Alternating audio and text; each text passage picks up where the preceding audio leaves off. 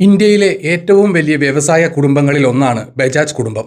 ബജാജ് കമ്പനിയുടെ വളർച്ചയും പിന്നീട് ആ കുടുംബത്തിൽ നടന്ന വിഭജനവുമാണ് ഇന്നത്തെ വിഷയം. ഇത് ഇന്ത്യൻ വ്യവസായ ലോകത്ത് വലിയ ചർച്ചയായ ഒരു സംഭവമായിരുന്നു. ബിസിനസ് ലോകത്തെ പലർക്കും ഇതൊരു വലിയ പാഠമാണ്. ബജാജ് കുടുംബം വളരെ വലിയ ഒരു കൂട്ടുകുടുംബമായിരുന്നു. അവർ വളരെ സ്നേഹത്തോടെയാണ് കഴിഞ്ഞിരുന്നത്.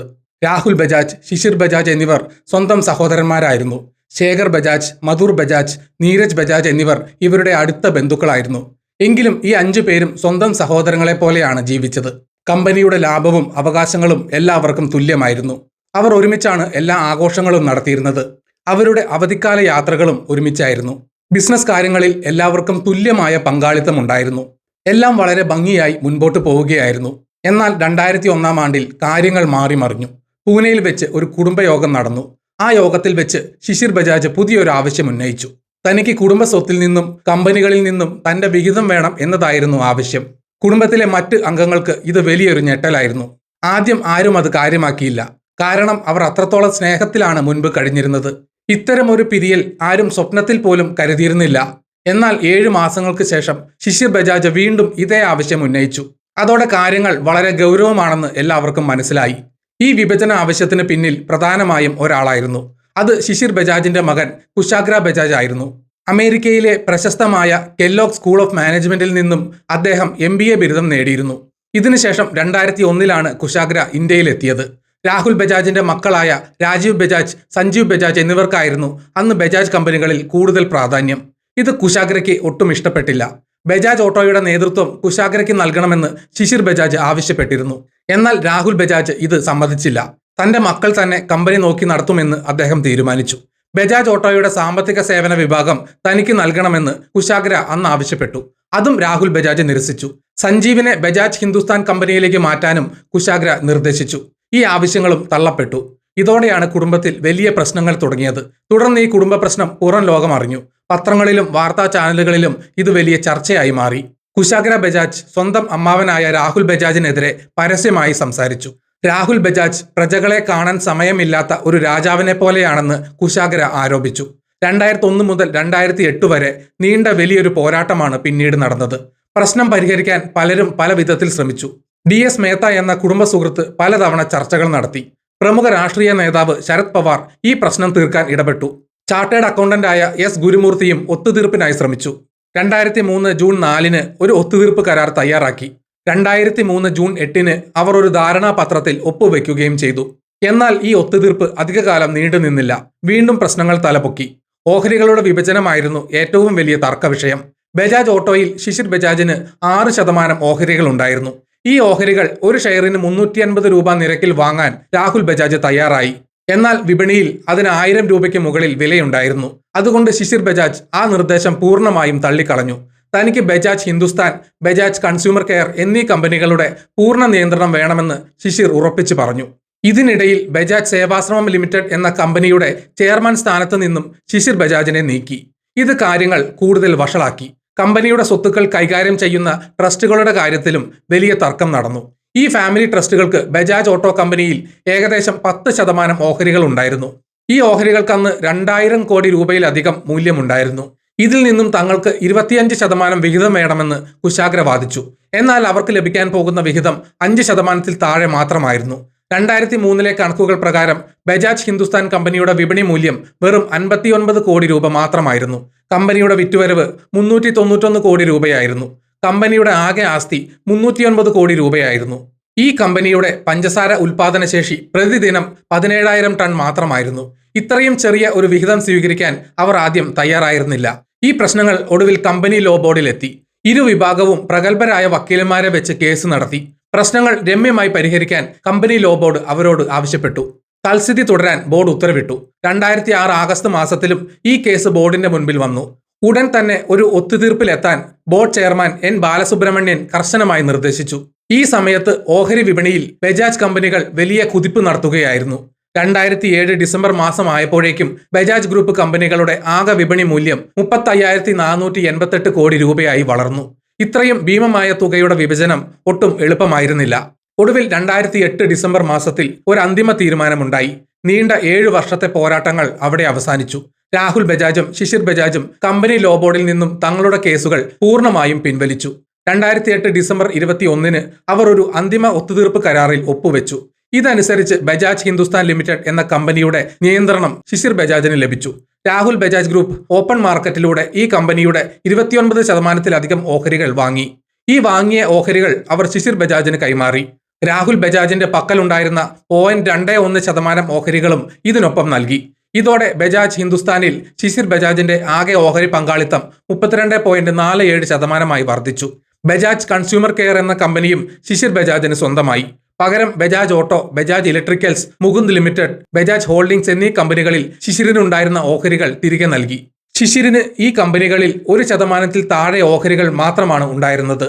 ബജാജ് സേവാശ്രമം എന്ന ഹോൾഡിംഗ് കമ്പനിയിലെ ഓഹരികളും ശിശിർ വിറ്റു. ബജാജ് സേവാശ്രമം കമ്പനിക്ക് ജംനലാൽ സൺസ് എന്ന കമ്പനിയിൽ 100% ഓഹരികൾ ഉണ്ടായിരുന്നു. ജംനലാൽ സൺസ് കമ്പനിക്ക് ബച്ചരാജ് ആൻഡ് കമ്പനിയിൽ 78% ഓഹരികൾ ഉണ്ടായിരുന്നു. ഇവയെല്ലാം രാഹുൽ ബജാജ് ഗ്രൂപ്പിന് ലഭിച്ചു.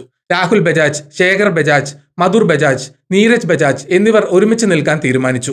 അവർ ബാക്കി 6 വലിയ കമ്പനികളുടെ പൂർണ്ണ നിയന്ത്രണം ഏറ്റെടുത്തു.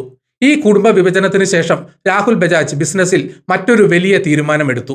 ബജാജ് ഓട്ടോ എന്ന ഭീമൻ കമ്പനിയെ 3ആയി വിഭജിക്കാൻ അദ്ദേഹം തീരുമാനിച്ചു. ഈ വലിയ കമ്പനിയെ കൂടുതൽ കാര്യക്ഷമമായി പ്രവർത്തിപ്പിക്കാൻ വേണ്ടിയായിരുന്നു ഇത്. 2008 ഫെബ്രുവരി 20 ഈ വിഭജനം ഔദ്യോഗികമായി നിലവിൽ വന്നു. പുതിയതായി 3 വ്യത്യസ്ത കമ്പനികൾ രൂപീകരിച്ചു. ഒന്നാമത്തേത് വാഹനങ്ങൾ നിർമ്മിക്കുന്ന ബജാജ് ഓട്ടോ ലിമിറ്റഡ് എന്ന കമ്പനി.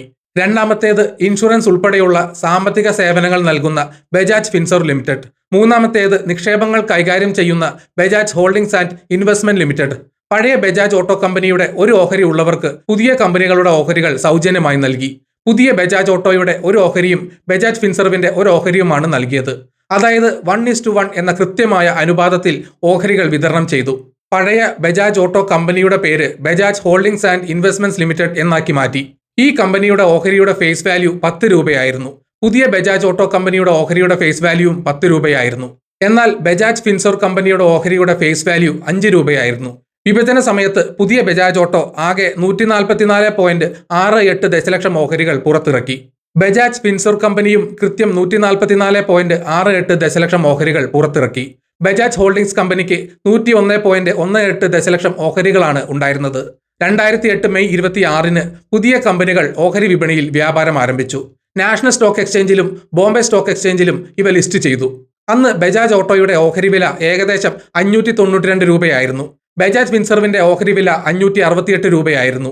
പഴയ ബജാജ് കമ്പനി വിഭജനത്തിന് മുൻപ് 2100 രൂപ നിലവാരത്തിലാണ് വ്യാപാരം നടത്തിയത്. വിഭജനത്തിന് ശേഷം കമ്പനികളുടെ ആകെ മൂല്യത്തിൽ 19% കുറവ് ആദ്യം രേഖപ്പെടുത്തി. എങ്കിലും പിന്നീട് ഈ കമ്പനികൾ വലിയ വളർച്ച നേടി. അന്ന് ബജാജ് ഓട്ടോയുടെ പകുതിയിലധികം വരുമാനവും വില കുറഞ്ഞ എൻട്രി ലെവൽ വാഹനങ്ങളിൽ നിന്നായിരുന്നു. എന്നാൽ പിന്നീട് പൾസർ പോലുള്ള പ്രീമിയം വാഹനങ്ങളിലൂടെ കമ്പനി വലിയ ലാഭമുണ്ടാക്കി. 2007 ബജാജ് ഓട്ടോയുടെ കയറ്റുമതിയിൽ 40% വളർച്ച രേഖപ്പെടുത്തി. വിഭജനത്തിന് ശേഷം ബജാജ് കമ്പനികളുടെ നേതൃത്വത്തിലും വലിയ മാറ്റങ്ങൾ വന്നു. 2008 ഫെബ്രുവരി 21 രാഹുൽ ബജാജ് എക്സിക്യൂട്ടീവ് ചെയർമാൻ സ്ഥാനം രാജിവെച്ചു. അദ്ദേഹം നോൺ എക്സിക്യൂട്ടീവ് ചെയർമാനായി തുടർന്നു. Madhur Bajaj executive vice chairman സ്ഥാനവും ഒഴിഞ്ഞു. രാജീവ് ബജാജ് പുതിയ ബജാജ് ഓട്ടോയുടെ മാനേജിംഗ് ഡയറക്ടറായി ചുമതല ഏറ്റെടുത്തു. സഞ്ജീവ് ബജാജ് ബജാജ് ഫിൻസർവിന്റെ ചുമതലയും ഏറ്റെടുത്തു. ഈ തീരുമാനങ്ങൾ വളരെ മികച്ചതായിരുന്നു എന്ന് പിന്നീട് കാലം തെളിയിച്ചു. ബജാജ് കമ്പനികളുടെ വിപണി മൂല്യം ഇതിലൂടെ പല മടങ്ങ് വർദ്ധിച്ചു. പുതിയ കമ്പനികൾ പല പുതിയ സംരംഭങ്ങളും തുടങ്ങി. മഹാരാഷ്ട്ര സ്കൂട്ടേഴ്സ് ലിമിറ്റഡ് എന്ന കമ്പനിയിൽ ബജാജ് ഗ്രൂപ്പിന് 24% ഓഹരികൾ ഉണ്ടായിരുന്നു. ഇതവർ നിലനിർത്തി. അക്കുർഡിയിലെ തങ്ങളുടെ പ്ലാന്റിൽ തൊഴിലാളികളുടെ എണ്ണം കുറയ്ക്കാൻ കമ്പനി തീരുമാനിച്ചു.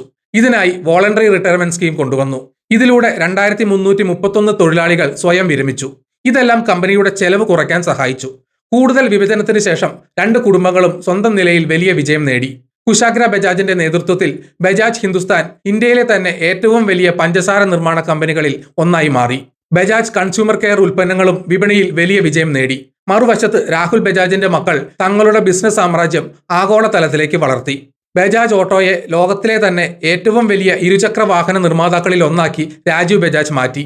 KTM പോലുള്ള വിദേശ കമ്പനികളിൽ ബജാജ് വലിയ നിക്ഷേപങ്ങൾ നടത്തി. സഞ്ജീവ് ബജാജിന്റെ നേതൃത്വത്തിൽ ബജാജ് ഫിൻസർവ് ഇന്ത്യയിലെ ഏറ്റവും വലിയ സാമ്പത്തിക സ്ഥാപനങ്ങളിൽ ഒന്നായി വളർന്നു.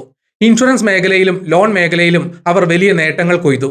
2020 ഡിസംബർ ആയപ്പോഴേക്കും ബജാജ് ഓട്ടോയുടെ വിപണി മൂല്യം 1 ലക്ഷം കോടി രൂപ കടന്നു. ഇതൊരു ചരിത്ര നേട്ടമായിരുന്നു. ഒരു വലിയ കുടുംബം പിരിയുന്നത് എപ്പോഴും വേദന നിറഞ്ഞ കാര്യമാണ്. 8 വർഷത്തോളം നീണ്ട തർക്കങ്ങൾ ബജാജ് കുടുംബത്തിന് വലിയ മാനസിക ബുദ്ധിമുട്ടുകൾ ഉണ്ടാക്കി. ബന്ധങ്ങളിൽ വിള്ളലുകൾ വീണു. എങ്കിലും അവർ ഒരു കോടതി കയറി പൂർണ്ണമായും ശത്രുക്കളാകാൻ നിന്നില്ല. പരസ്പര ധാരണയോടെ കാര്യങ്ങൾ അവസാനിപ്പിക്കാൻ അവർക്ക് കഴിഞ്ഞു. എല്ലാവർക്കും അവരവരുടേതായ കഴിവുകൾ തെളിയിക്കാൻ ഈ വിഭജനം വലിയൊരു അവസരം നൽകി. ഒരേ മേൽക്കൂരയ്ക്ക് കീഴിൽ നിന്ന് നിരന്തരം കലഹിക്കുന്നതിനേക്കാൾ നല്ലത് പിരിഞ്ഞു നിന്ന് വിജയിക്കുന്നതാണ് എന്ന് ഈ സംഭവം തെളിയിക്കുന്നു. വ്യവസായ ലോകത്ത് കൂട്ടുകുടുംബങ്ങൾ പിരിയുന്നത് സ്വാഭാവികമാണ്. എന്നാൽ അത് വ്യക്തമായ പ്ലാനിങ്ങിലൂടെ ചെയ്താൽ എല്ലാവർക്കും ഗുണം ചെയ്യും. ബജാജ് കുടുംബത്തിന്റെ ഈ കഥ അതിനൊരു മികച്ച ഉദാഹരണമാണ്. ഇന്ത്യയിലെ പുതിയ തലമുറയിലെ ബിസിനസ്സുകാർക്ക് ഈ ചരിത്രത്തിൽ നിന്നും ഒരുപാട് കാര്യങ്ങൾ പഠിക്കാൻ കഴിയും. ബിസിനസ്സിലെ തീരുമാനങ്ങൾ വൈകാരികമായി എടുക്കാൻ പാടില്ല. അത് വളരെ കൃത്യമായ കണക്കുകളുടെയും ഭാവിയെക്കുറിച്ചുള്ള കാഴ്ചപ്പാടുകളുടെയും അടിസ്ഥാനത്തിലായിരിക്കണം. ബജാജ് കുടുംബത്തിന്റെ ഈ കഥ കേവലം ഒരു തർക്കത്തിന്റെ കഥയല്ല, അത് വലിയൊരു മാറ്റത്തിന്റെ തുടക്കമായിരുന്നു. ഈ മാറ്റം ഇന്ത്യൻ സാമ്പത്തിക രംഗത്ത് വലിയ സംഭാവനകൾ നൽകി.